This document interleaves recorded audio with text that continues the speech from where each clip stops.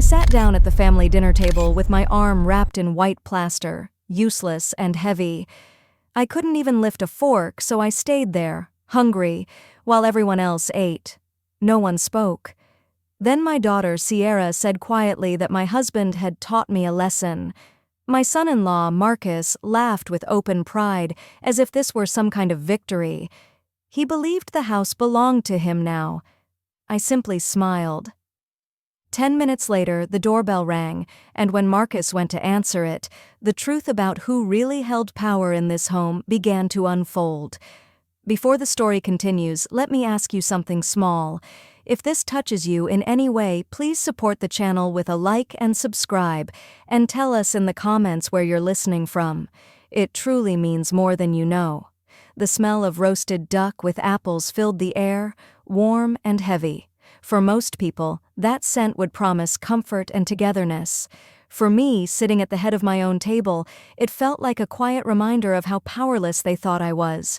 In front of me sat a spotless plate from a fine old set my late husband and I bought in New York decades ago. It was empty. Beside it rested my arm in its thick white cast, stiff, cold, and unfamiliar, as if a piece of stone had been tied to my body. Every heartbeat sent a slow ache through my wrist and up to my shoulder. I already knew the damage before any doctor confirmed it. I had heard it when Marcus shoved me into the doorframe, a sharp sound, like dry wood breaking. "Go on," Marcus said loudly to the guests, his voice filling the room. "Eat. The duck is incredible tonight. Sierra really outdid herself." He sat in my husband's chair as if it had always belonged to him, his jacket open, his face warm from food and drink. He ate quickly, roughly, barely slowing down to taste anything. Grease shone on his hands as he wiped his mouth without care. Around the table sat 3 of his co-workers, silent and tense. Their eyes stayed low, fixed on their plates. They noticed everything, my untouched dish, my stiff posture, my bound arm, but they were afraid to say a word. Marcus controlled their schedules and their futures. To them, he was untouchable. I tried to move my free hand. It worked, but the dish of food in the center of the table was out of reach. It might as well have been miles away. One of the guests finally spoke, his voice barely above a whisper. "Marcus, maybe someone should serve Dr. Ashworth." "Mind your business," Marcus snapped, pouring himself another drink. "She's on a special diet today. Clearing the mind and all that, isn't that right, Mama?" He looked straight at me, his eyes dull and satisfied. Not an ounce of regret, only the pleasure of someone who believed he had finally crushed whatever challenged him. Sierra joined in softly. It was her own fault. She sat beside him in a pale dress that drained the color from her face. She cut her food into small pieces, avoiding my eyes. Marcus continued as if he were entertaining the room. He told them how I had tried to climb to the top shelf in the closet, how clumsy old hands had slipped, how lucky I was to escape with only a broken arm. He laughed. The guests forced uneasy smiles. I looked at my daughter and tried to understand when I had lost her. For 30 years I had worked as a neurosurgeon. I knew exactly where memory lived inside a person, where fear hid, where words were born. And still, I couldn't remember the moment when my own child became a stranger. "It was an accident," she said quietly at last, her eyes finally meeting mine. There was no worry there for me, only fear for herself. "But maybe you needed to learn. This is his house now. You're not in charge anymore." My stomach tightened with hunger. I hadn't eaten since the night Marcus had demanded my papers and left me on the hallway floor. The old clock in the corner kept ticking, steady and loud, the same one my father had owned. Its rhythm filled the space between us. Marcus lifted his glass. "To order," he said.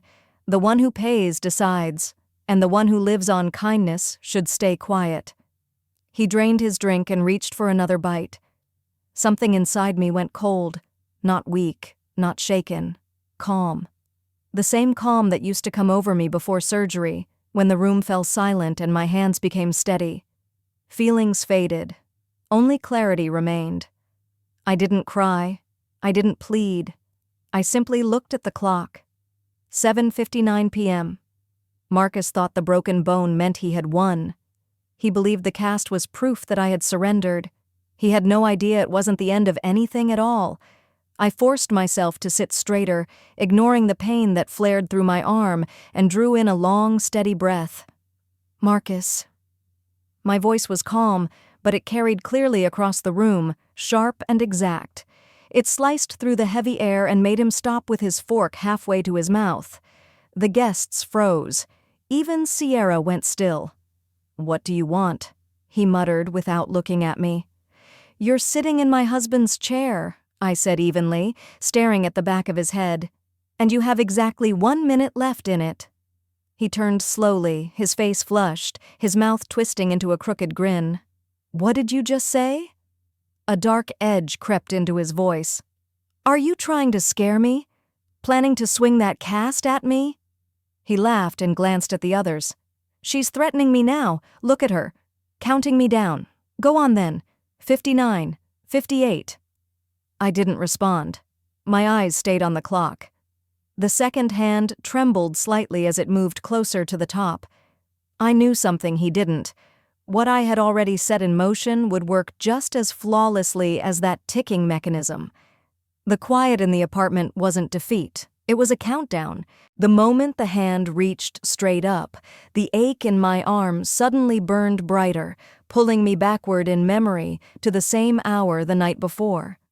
Yesterday, this home didn't smell like food.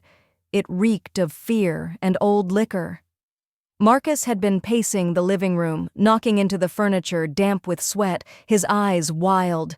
"I need money," he shouted. "You have no idea what I owe. These aren't people you can ignore." I stood in my bedroom doorway, blocking him. "This place belonged to my husband," I told him, steady and firm, "and as long as I'm alive, it's not being sold to solve your problems." That was my mistake. Not the refusal, but believing there was still reason left in him. Something in his face changed. Panic replaced whatever was human in him. He rushed at me. I saw his eyes before anything else, wide, empty, raw with fear. The strike came fast, far stronger than I expected. He didn't push me away. He threw me, using all his weight. I was airborne for a split second. My right arm came up by instinct. Then came the sound I will never forget. A dry, hollow crack, like a branch snapping clean in two. Pain flooded me instantly. I slid down the wall to the floor, clutching my twisted wrist against my chest, fighting the sickness rising in my throat. Sierra stood in the hallway. She had seen everything, the movement, the impact, the moment my arm bent the wrong way. She didn't run to me. She simply covered her mouth and whispered, "Mama, why do you make him so angry? Please, just sign the papers." Marcus stood over me, breathing hard. "See?" he said coldly. "Your fault. You fell." He grabbed the phone from the table and tore the cord from the wall. Then he yanked my cell phone from my coat pocket. "No calls," he snarled. "You sit there and think. The notary is coming tomorrow. If you don't cooperate, I'll have you taken somewhere. I'll tell them you're unstable. Everyone knows me here." He locked the door and left me alone in the dark, my arm burning like fire. But Marcus only knew his small world of influence. He didn't know mine. I am a surgeon. Panic is something you learn to defeat. I crawled across the floor until I reached the old linen cabinet. With my left hand, I found my worn medical bag at the back of the shelf. Inside was a pain injection, a syringe, and an old flip phone I kept charged out of quiet habit. I gave myself the injection, then I fitted the battery and turned on the phone. A faint green light glowed on the screen. Signal. Calling emergency services would be pointless. Here everyone knew Marcus. I needed someone far beyond this circle, someone to whom local power meant nothing. I closed my eyes and remembered a number I hadn't called in 20 years. The line rang. Then a voice answered. Low, steady, used to command without raising volume. "It's Alice," I said quietly. "I need help." There was a brief pause, no questions about the years in between. "Where are you?" he asked. I told him. Then the memory dissolved into the present with the sharp ring of the doorbell. 8 deep chimes followed from the clock in the corner. The doorbell sounded long and forceful, vibrating through the walls. Marcus jumped, then smiled wide. He wiped his mouth and stood, full of confidence. "There you go," he announced smugly. "Right on time. An attorney understands respect." He looked down at me with triumph shining in his eyes. "Just some paperwork," he said to the guests. "Family business." Sierra finally relaxed and lifted her glass. "Thank goodness," she whispered. "Mama, please, just sign and let this end." I said nothing. My left hand tightened on the armrest. Marcus walked down the hall, humming to himself. I heard the lock turn. "Come in," he called brightly. "We've been expecting you." Then his voice stopped. Not faded. Stopped, like a door slamming shut in the middle of a word. In the dining room, no one moved. The guests exchanged uneasy looks. Sierra froze with the glass still near her lips. I kept my eyes on the dark hallway beyond the door. I already knew what was coming. Marcus believed he had just welcomed someone who would overlook anything for the right price. He trusted his tiny sense of untouchable authority, convinced an aging woman could never threaten him. But he had opened the wrong door. Not to paperwork, to consequences. The hallway filled with a silence so deep it seemed the air itself had been drained away. Then I heard it. Slow, measured footsteps on polished wood. Heavy. Controlled. This was not the walk of a polite visitor. This was the sound of command entering a room. I couldn't see the entrance, but I heard Marcus's breath break into a weak rasp. "Governor Sterling," he whispered.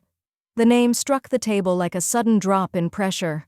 Forks froze mid-air. Someone's food slid onto the tablecloth without being noticed. The man Marcus had named was larger than this house, larger than all of us sitting in it. His decisions shaped thousands of lives.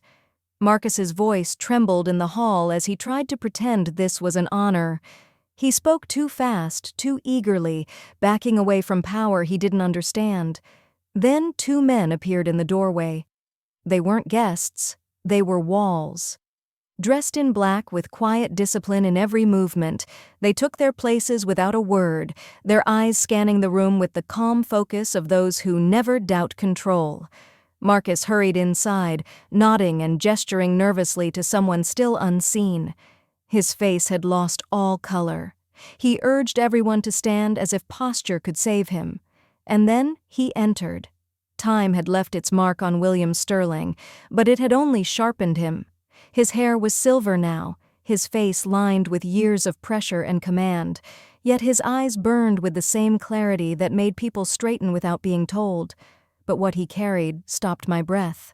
In his hands was a small, humble bouquet of wild blue irises, fragile against the authority that surrounded him. Marcus rushed forward with a desperate hand extended in greeting. The governor didn't slow down. He passed him as if he were empty air. Marcus was left standing with his hand out, staring at nothing. William didn't look at the guests. He didn't look at Sierra. He looked only at me. Each step he took sounded clearly across the floor. He stopped before my chair and let his eyes travel across the untouched food, then my empty plate, and finally my arm wrapped in white. His jaw tightened, color drained from his face. What rose inside him wasn't loud. It wasn't explosive. It was worse. It was quiet. The kind of calm that comes before everything changes. He went down to one knee beside me. His fine suit touched the floor and meant nothing to him. He placed the flowers gently on the table and covered my hand with his own. Careful, steady, warm. The room no longer existed to him. "Dr. Ashworth," he said softly. The crystal on the table hummed with his voice. "You told me you had fallen," he continued just above a whisper. "You didn't tell me you were being left hungry." He stood without waiting for my answer. He already understood. The faint shake in my fingers told him everything. The tightness in my jaw. The quiet weakness I could not disguise. He walked to the chair Marcus had claimed moments earlier, placed one hand on the back, and waited. Marcus stepped away from it instantly, nearly stumbling into Sierra. His eyes were no longer cruel. They were empty with fear. William sat down, as if the chair had always waited for him. He straightened a linen napkin across his lap and glanced at the utensils that had been left behind. With one finger, he moved them aside. A shadow appeared beside him at once, placing clean silverware before him, pristine, silent. No one spoke. No one breathed loudly. The governor drew the heavy platter toward himself and took a knife in hand. I watched those hands. Years ago, they had shaken in pain and shock when I treated him as a young soldier. Now they moved with perfect purpose. He didn't tear at the food. He prepared it. Slowly, thoughtfully, each piece measured, each motion deliberate, the way one serves someone who matters. Behind him, Marcus stood drenched in silence, and for the first time in that house, power had changed seats. William finished cutting the meat. He chose the best piece, lifted it on his fork, and turned toward me. There was no pity in his eyes, none of the kind that would diminish me, only deep respect. He raised the fork to my lips. "Please, Dr. Ashworth," he said softly. To be fed in front of people who had mocked my weakness not long before could have felt humiliating. But what he did carried no shame in it at all. There was dignity in his hands, in his voice, in the silence he created around me. I opened my mouth and took the food. The warmth and flavors spread through me slowly, and with it came strength. Bite by bite, the sharp edge of hunger faded. Only when I had eaten enough did he lower the fork. Then he turned slightly, not even facing the room, and spoke one word that sounded like a bell struck in a cathedral. "Which?" His voice was calm, as if he were asking an ordinary question. "Which person here is responsible for the lesson Dr. Ashworth received?" Marcus flinched. A nervous laugh escaped him, thin and damp with fear. "Governor, that's just a phrase," he said, stumbling over his words. "Family stuff, everyday misunderstandings." He tried to step closer, but one of the men beside the doorway quietly blocked his way. Marcus touched his head with one finger, smiling tightly. "She's not always clear these days. Memory slips, confusion, coordination problems. Last night she went to get water and—" He hesitated, then clutched at the first excuse he could shape. "And she fell down the stairs," he blurted out. He nodded quickly, relieved with his own invention. "Yes, the stairs. Slipped and fell. We were terrified, wanted to help right away, but she told us not to worry. We take very good care of her, Governor. Very good care." The room held its breath. I swallowed my last bite slowly. The pain in my arm was still there, but my thoughts were suddenly bright and clean. I turned my head toward him. "Marcus," I said clearly. He shot me a warning look, sharp and furious, as if I had no right to speak. "There are no stairs in this condo," I continued. "We live on one level. Not a single step exists in this home. Even the thresholds were removed to make it easier for me to walk." Silence fell like a heavy curtain. The smile slid off his face as if it had never been real. Panic flashed in his eyes. He stood frozen, realizing too late how badly he had exposed himself. William stopped moving the glass in his hand. "No stairs," he repeated quietly. Marcus stammered. I meant the entrance. Or maybe I misspoke. Just stress, Governor. So much worry." William stepped close to him. Very close. So close that Marcus had nowhere to go but backward. "Lying to an official is a violation," William said in a steady voice. "Lying during an inquiry carries consequences." He paused just long enough for the meaning to sink into Marcus's skin. "But lying about the woman who pulled me back from death 30 years ago," his voice dropped nearly to a whisper, "that is something far worse." Marcus's knees weakened. William turned away from him and looked back to me. "Sierra." I said her name once. She flinched as though struck. "Bring me my bag." She rushed to obey and returned with my worn medical case in her trembling hands. I nodded toward it. "Open the inner pocket, Will." He hesitated for the first time that night. Before he could move, Marcus suddenly straightened and forced a brittle confidence into his voice. "Governor, let's speak honestly," he said loudly. "You and I, positions of responsibility. We understand pressure, leadership, and here, He gestured vaguely toward me. "We are facing a personal struggle. Age changes people." Sierra immediately followed. "She has outbursts," she said through nervous tears. "She threw something at Marcus yesterday. We were only trying to help her, only protecting ourselves." I listened and felt nothing.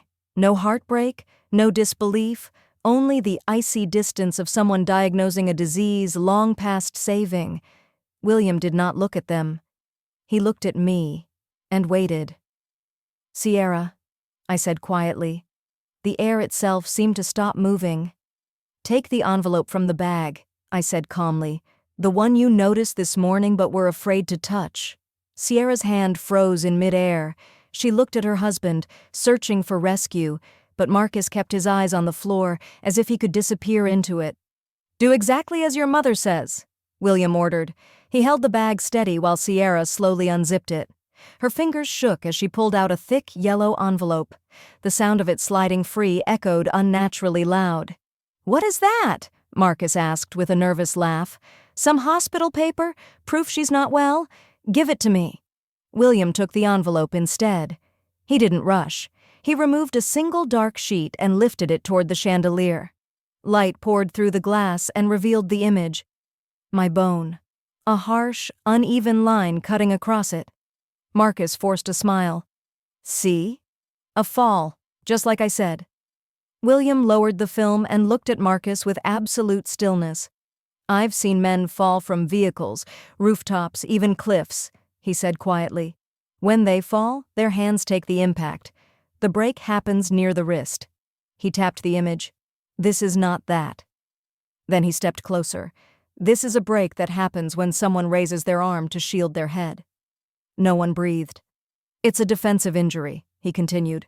"She didn't fall. She tried to protect herself." William turned. "Major," he said. "Yes, sir." "Call the district attorney. I want every document connected to Marcus Thorne examined. Contracts, funds, personal accounts, 5 full years." "When do we begin?" the man asked. William didn't look away from Marcus. 5 minutes ago." Panic surged through my son-in-law. His face reddened as if it might burst. "You can't do this," he shouted. "You think you own the world just because you sit in a big chair? This is my home. I pay for everything. She lives here because I allow it." Words broke apart inside him. Fear erased whatever sense remained. He rushed toward me. Behind him, someone gasped. Sierra cried out. I saw hands move toward hidden gear, but no one stepped forward. William stood instead. He didn't shout, he didn't run. He simply placed himself between us. Marcus collided with him like a wave against stone. He faltered, stumbled. William's voice was quiet. "Sit." The command cut through the room. Marcus swayed, then crumpled to the floor. The house went still. Only his breathing and Sierra's quiet crying remained. I straightened. "Your house?" I asked softly. Marcus looked up, clinging to the last scrap of his illusion. "Yes," he muttered. "Hers when you're gone." I turned to William. "Please give me the red folder." He did. Inside was a single aged document. I opened it and allowed Marcus to see. "You hurt me to force me to sign this place over," I said evenly. "But you never checked the records. You never asked the city what your precious home was worth, or who truly owned it." He squinted at the page. "What is that?" he whispered. "A donation deed," I replied. "Filed 10 years ago." I touched the paper. "This home belongs to the city hospital fund in my husband's name. The only thing I kept was the right to live here until my final day." The room went silent. Sierra stopped breathing. "Mama," she whispered, and for the first time, Marcus had nothing left to take. "You gave the condo away." "To a hospital?" Marcus whispered. "Yes," I answered, never looking away from his gray, hollow face. "This home doesn't belong to me. It doesn't belong to Sierra, and it never, ever belonged to you." I watched the truth finally reach him. His last illusion shattered. He hadn't only acted wrongly, he had done it for nothing. "You hurt me over a document that meant nothing to you in the first place," I continued, closing the folder. You fought for something that was never within your reach. The only thing you truly own is what you owe." A sound escaped Marcus that didn't resemble a word. He curled in on himself on the floor of the dining room that wasn't mine, and never really had been. His world, built on arrogance and easy theft, collapsed in one moment. Then he moved. Not to threaten. To beg. He crawled across the floor, dragging himself forward on shaking arms. He clutched at my chair, his fingers leaving dark smears on the polished wood. He tried to touch my shoes, but I pulled my feet away. "Mama, Dr. Ashworth," he pleaded, tears streaking his face. "I didn't know, please. I swear I didn't know. It was pressure, work. You don't understand what kind of people I deal with?" His voice dropped into a whisper. "They'll ruin me if I don't pay by tomorrow. I have nothing. I believed this would save me. Please, ask the governor to help me. Just a little time. I'll do anything." I stared at the crown of his head, slick with sweat, and felt no anger, only revulsion. Then he twisted suddenly, searching for a way out. "It was her!" he shouted. "It was Sierra!" He pointed at my daughter without looking at her. "She pushed me into it. She said you didn't need the place, that you were old, that we should sell it. She wanted money. I just wanted peace." Something clattered against the table. Sierra had dropped her fork. She rose slowly, then exploded with rage, overturning her chair. "You liar!" she screamed. "How dare you! You forced everything!" She rushed toward me and dropped to her knees beside him, shoving him aside to claim the space closest to me. "Mama, don't listen to him," she cried, gripping my arm with ice-cold hands. "He terrified me. He controlled everything. I wanted to call for help, I swear I did. But he stopped me. He said he'd destroy both of us if I spoke." Her tears smeared her face into something barely human. "I'm your daughter," she sobbed. "Your own child. Please save me from him." I looked at the two of them at my feet, one stranger who wanted money, and one child who had once slept on my chest. I gently pulled my arm from her grasp, ignoring the sharp ache. "Sierra," I said quietly, her face lifted, filled with frantic hope. "You're not telling the truth." Her breath caught. "You didn't try to help me that night," I continued. "I remember everything. I was on the floor. I couldn't move. Marcus was in the kitchen." I leaned closer. "You bent down and whispered in my face, 'Be quiet. Don't embarrass us.'" She stiffened, as if struck. "You weren't afraid for me," I said steadily. "You were afraid of attention. You were afraid of neighbors. You were afraid he would lose his position, and your comfort with it." I straightened. "You chose your life, not your mother." Sierra looked down. There was nothing left to say. Then a short vibration crossed the table. William lifted his phone and read in silence. The faint movement at the corner of his mouth held no warmth. "Things move quickly now," he spoke calmly. "Records don't vanish like they used to."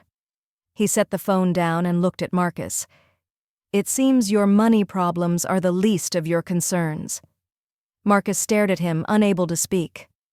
"We didn't just examine your finances," William went on. "We also examined the property under your authority." He paused. "Especially the lower level of this building." Marcus went deadly still. "According to the paperwork," William continued, "it was meant to store basic supplies. In reality," he said quietly, "it holds quite a different story." He tapped the table once. "Enough goods down there to fill a warehouse, and none of them were ever meant to be there." The governor shook his head slowly, like a teacher who has finally reached the end of his patience. "You didn't just hurt a woman who worked her entire life to help others," he said quietly. "You used the building where the person who saved my life lives as a warehouse for your schemes. You turned her home into a place of corruption." He lifted his eyes toward his security chief. The man gave a brief nod.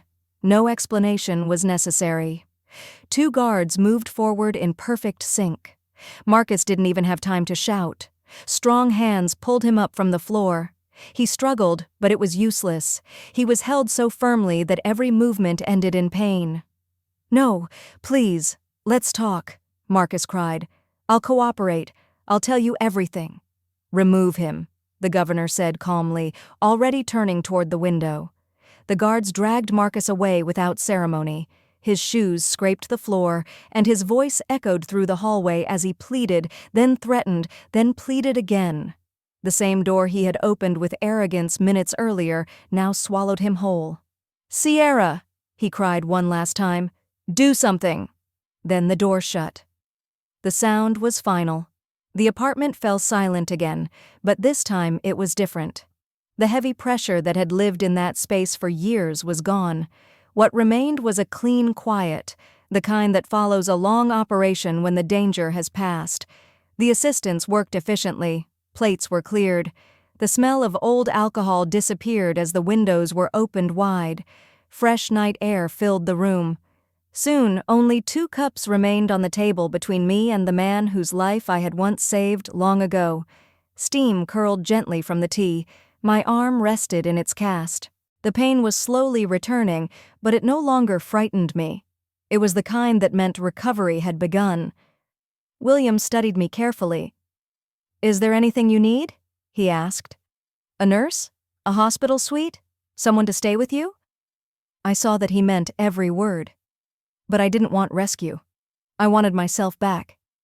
My eyes drifted to the only untouched thing on the table: a slice of cake and a single silver fork. "One thing," I said, and smiled for the first time that evening. He leaned closer, ready. "The fork." He blinked. "The fork?" "Just move it closer." He slid the fork toward me. I looked at my right arm wrapped in white. Then slowly, I lifted my left hand. It trembled, but it worked. The fork felt strange, unbalanced in my grip, but it was in my hand. "He said I couldn't even hold it," I murmured. "That I'd fade away without him." I pressed the fork into the cake, clumsy but intentional. I lifted the bite to my mouth and tasted sugar, warmth, freedom. It was the finest dessert I had ever known. "I am not broken," I said softly. I was only waiting for the moment everything finally became clear. William rested his hand over mine as we drank our tea. The old clock kept ticking, not for the end, for the beginning. And now, my dear listeners, this is where her story closes. Not with defeat, but with choice. Some may say justice came. Others may wonder if it all went too far, especially when family is involved. Where does loyalty end and self-respect begin? Is love still love when it demands silence instead of safety? If you were in her place, what would you have done? Would you forgive, or would you choose to live? Tell us your thoughts in the comments and share where you're listening from. It always amazes us how far these stories travel. If this story reached you in any way, please support the channel. Your presence here means everything. Take care of yourselves, and thank you for being here.